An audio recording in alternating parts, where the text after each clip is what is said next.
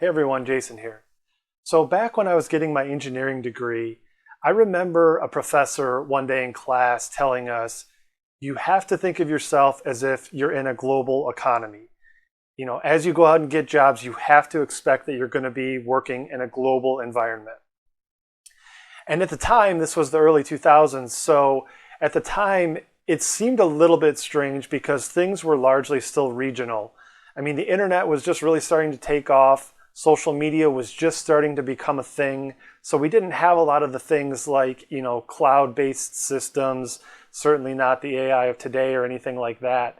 So even the notion of just thinking like, I'm going to be working with people in Asia or Europe or whatever it might be was still a little bit strange. I mean, we kind of had a sense of, yes, that's true.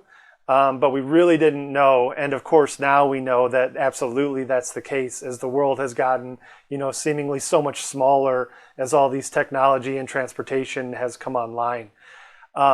So that story has stuck with me through the years. And now what I think is interesting is we may be at another time in our history where that is here. And what I'm talking about is in relation to a space economy.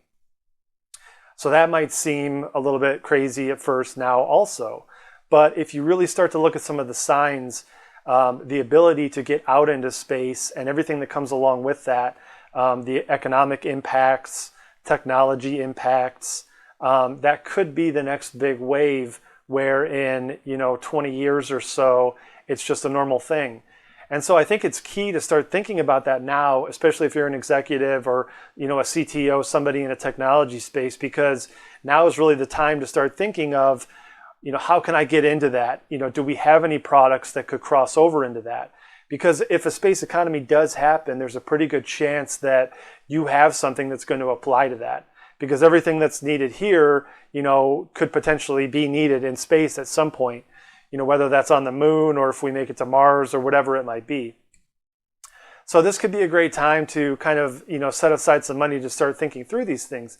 And it's a little bit easier than you might think because some of it is already happening in regards to SpaceX and other companies who are already getting out into space and setting plans.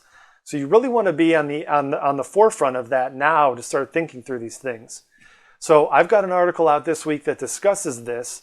I'll put the link in the comments below, and thanks for watching.